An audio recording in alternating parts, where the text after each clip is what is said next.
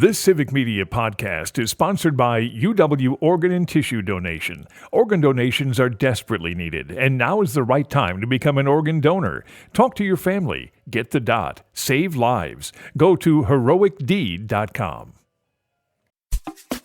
This is your WGBW Daily News Roundup for the Talk of Green Bay, 97.9 FM and 1590 AM.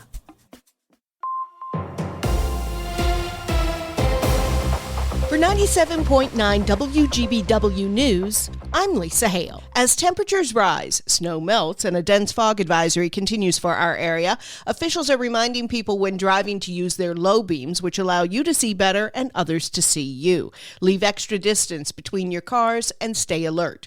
The fog hasn't only affected vehicular travel. About 30% of the flights leaving from the Appleton International Airport on Thursday were grounded due to concerns with the fog and safety.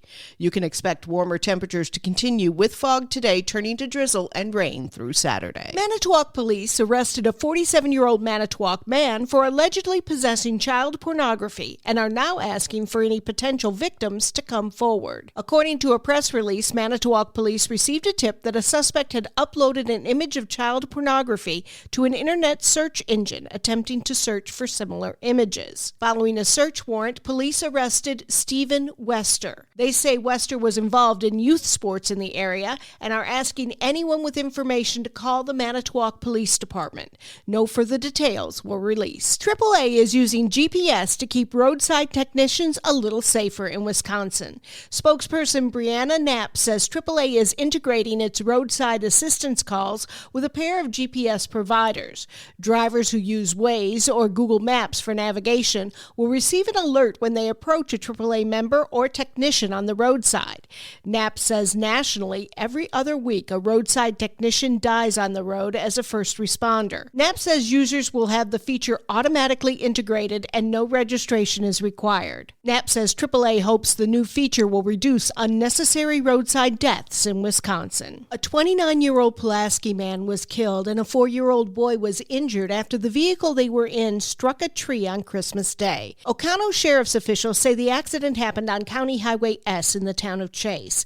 Deputies say the SUV left the roadway for unknown reasons, went through a ditch, into a field, and then struck a tree.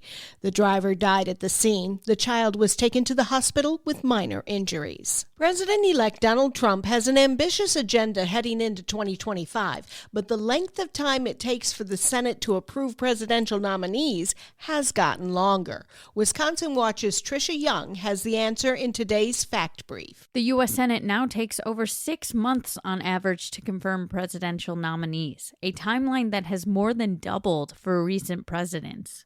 Delays stem partly from individual senators holding nominees to extract concessions. On November 21st, Senator Ron Johnson called for streamlining confirmations. Trump has proposed using recess appointments to bypass the Senate entirely. I'm Tricia Young for Wisconsin Watch. Learn more at wisconsinwatch.org. The deadline to file to run for office, whether it be school board or local offices, is coming up very soon. With more, here's Civic Media's Jimmy Kuska.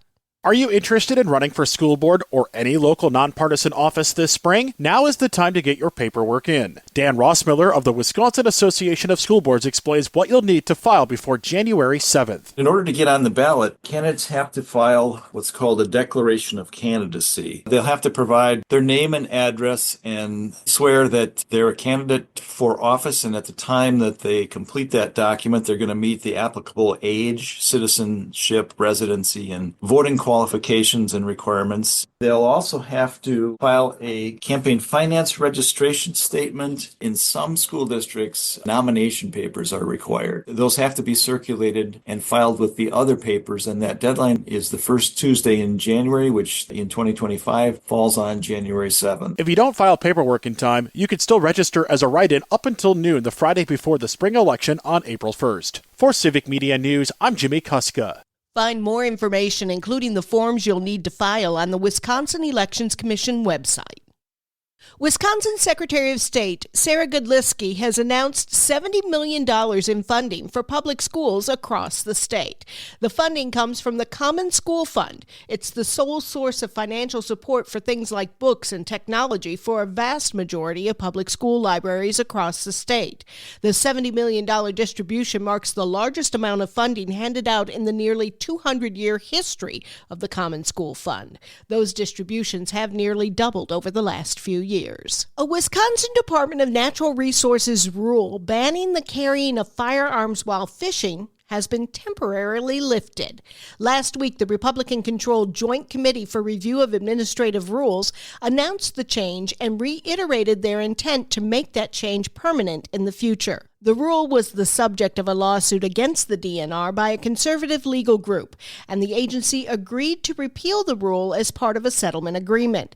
The DNR is still reminding anglers that it's illegal to shoot fish, even with the rule change. With gift giving over for many, now comes the time for holiday returns and exchanges. And while stores aren't legally required to accept exchanges or give refunds, some do. However, policies vary greatly from store to store.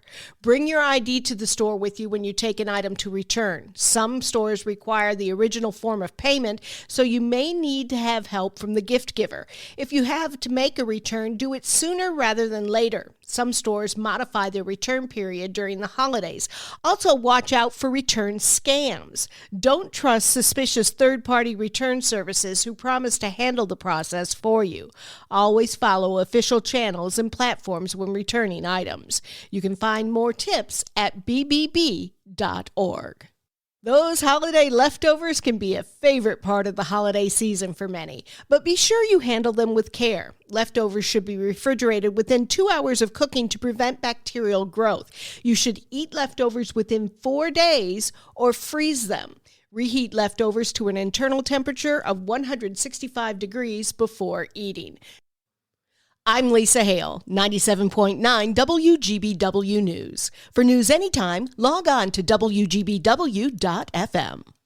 The Bucks drop one to the Nets. Hi, I'm Mike Clemens with sports. The Bucks lost at home to the Brooklyn Nets, 111-105. Damian Lillard and Giannis both out with what's described as a non-COVID illness. Doc Rivers says the Nets defense made the difference. I thought the pressure got to us. I thought we didn't handle it very well. They sped us up. We broke our offense. The Bucks travel to Chicago to play the Bulls tomorrow night. NFL, Packers holding practice for Sunday's game in Minnesota. Matt LaFleur asked about the status of defensive back Jair Alexander. It's a broken record asking you about Jair every day, but did you get to look at him today? And are his chances of playing this week better than last? I'd say probably not. What's standing in the way? His knee. He's limited with his knee. Is it just not reacting like you wanted to, or? I don't know. I'm not a medical guy. I just go by what I see and what they tell me. Men's college hockey, the Badgers take on Ferris State at 5 o'clock tomorrow night in the holiday face-off at Fiserv Forum in Milwaukee. Wisconsin 7-10-1 for the season so far. We'll have our work cut out from us from that standpoint. But for us right now, it's us getting our book of business done this week and being focused for the puck drop, finding a way to get that game in our side of the ledger. That's the Badgers head coach Mike Hastings. With sports, I'm Mike Clemens.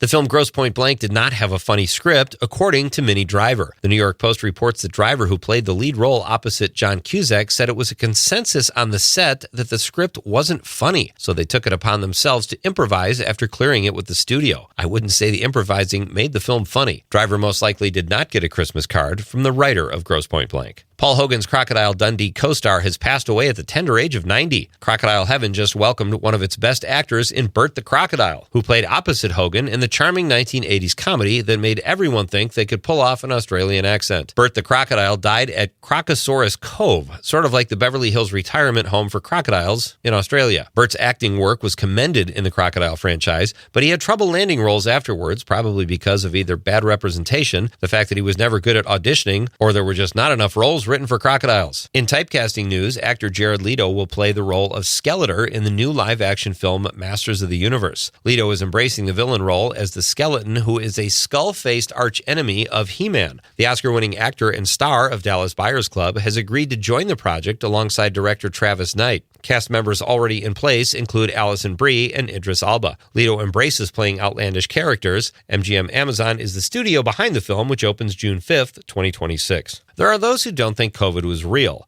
1923 actress Danielle Vasanova is not one of them. Vasanova starred in 1923, the Yellowstone prequel, and she was one of the first people to suffer from COVID-19 long before it became widespread. The actress said she was diagnosed with strep throat, but shortly after, her organs shut down, and she died for 3 minutes. Vasanova will star opposite Michelle Pfeiffer in a new Yellowstone spinoff called Madison. For more showbiz fun, tune in to Nightlight with me, Pete Schwaba, weeknights from 6 to 8 p.m. on the Civic Media Radio Network. We have some dense fog this morning. It is going to be cloudy and drizzly and foggy for a good chunk of the day with a little more rain by later this afternoon. High today, 43. Tonight, foggy with rain. Could get a quarter inch or more, down to 38. Tomorrow, showers in the morning, cloudy all day. High of 45. I'm meteorologist Sean Cable. Right now, it's 39.